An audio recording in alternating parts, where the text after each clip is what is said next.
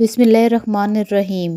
ایک مرتبہ ایک ضعیف العمر صاحب رسول بارگاہ صلی اللہ علیہ وآلہ وسلم میں حاضر ہوئے تو حضور صلی اللہ علیہ وآلہ وسلم نے ان سے پوچھا، مجھ میں اور آپ میں کون بڑا ہے؟ حضور صلی اللہ علیہ وآلہ وسلم کی مراد یہ تھی کہ عمر میں کون بڑا ہے۔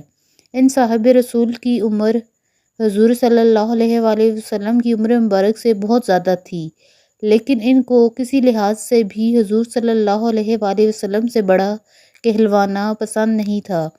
فوراً عرض کیا، یا رسول اللہ صلی اللہ علیہ وآلہ وسلم، میرے ماں باپ آپ صلی اللہ علیہ وآلہ وسلم پر قربان۔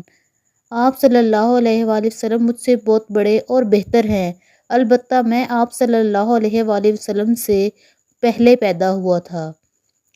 یہ کبیر اللسان صاحب رسول، جن کو حضور صلی اللہ علیہ وآلہ وسلم کا اس قدر ادب ملحوظ تھا، حضرت سعید بن جربو رضی اللہ تعالیٰ عنہ تھے۔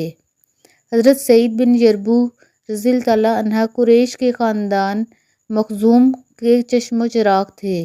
حضور صلی اللہ علیہ وآلہ وسلم نے جس وقت مدینہ منورہ کی طرف ہجرت فرمائی، حضرت سعید رضی اللہ تعالیٰ عنہ 70 برس کے تھے اور کفر و شرک کی بھول بھلیوں میں بھٹک رہے تھے۔ فتح مکہ سے کچھ عرصہ پہلے ان کے سینے میں یکایک شمع ہدایت ذو فگن ہوئی اور وہ بارگاہ رسالت میں حاضر ہو کر شرف اسلام سے بہرہ ور ہو گئے۔ زمانہ جاہلیت میں ان کا نام سرم تھا۔ قبول اسلام کے وقت جب انہوں نے حضور صلی اللہ علیہ وآلہ وسلم کو اپنا نام بتایا تو آپ صلی اللہ علیہ وآلہ وسلم نے فرمایا، سرم نہیں بلکہ آج سے تم سعید ہو۔ چنانچہ انہوں نے تاریخ میں سعید ہی کے نام سے شہرت پائی اور اپنے آپ کو ہر لحاظ سے اس نام کا اہل ثابت کیا۔ مشرف اسلام ہونے کے بعد انہوں نے مدینہ منورہ میں مستقل سکونت اختیار کر لی۔ فتح مکہ کے موقع پر حضرت سعید رضی اللہ تعالیٰ عنہ ان 10,000 نفوس قدسی میں شامل تھے جن کو رحمت نبی صلی اللہ علیہ وآلہ وسلم کی ہم رکابی کا شرف حاصل ہوا۔ غزوہ حنین کے وقت ان کی عمر 78 برس تھی، لیکن انہوں نے بڑے جوش و خروش سے بنو حوازن کے خلاف لڑائی میں حصہ لیا۔ امام حاکم نے مستدرک میں لکھا ہے کہ حضور صلی اللہ علیہ وآلہ وسلم نے حنین کے مال غنیمت میں سے انہیں 50 اونٹ مرحمت فرمائے۔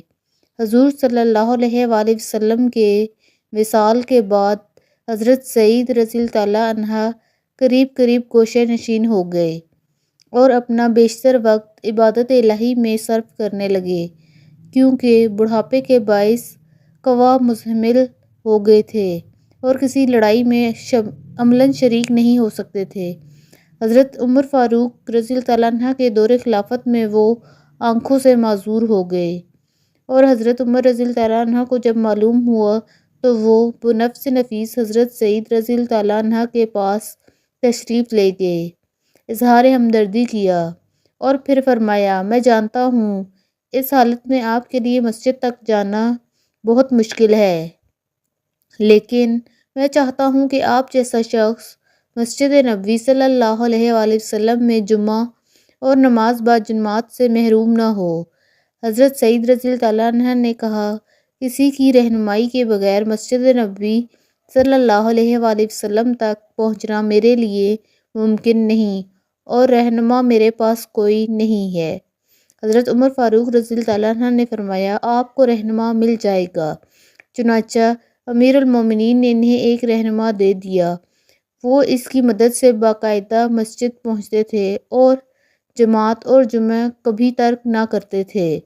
حضرت سعید رضی اللہ تعالیٰ عنہ نے امیر معاویہ رضی اللہ تعالیٰ عنہ کے عہد حکومت میں 54 ہجری میں وفات پائی۔ اس وقت ان کی عمر 124 برس کی تھی۔ اللہ تعالیٰ کی ان پر بے شمار رحمتیں نازل ہوں، آمین یا رب العالمین۔ میں امید کرتی ہوں میری ویڈیو سے آپ کی معلومات میں اضافہ ہوا ہوگا اور اس سے آپ کے علم میں اضافہ ہوا ہوگا۔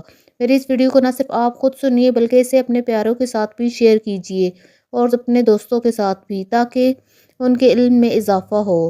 اگر آپ کو میری ویڈیو پسند آئی ہے تو میری ویڈیو کو ضرور لائک کیجیے گا اور میرے چینل کو سبسکرائب کرنا نہ بھولیے گا، تاکہ میں آپ کے لیے نیو معلوماتی ویڈیوز بنا کر لاتی رہوں۔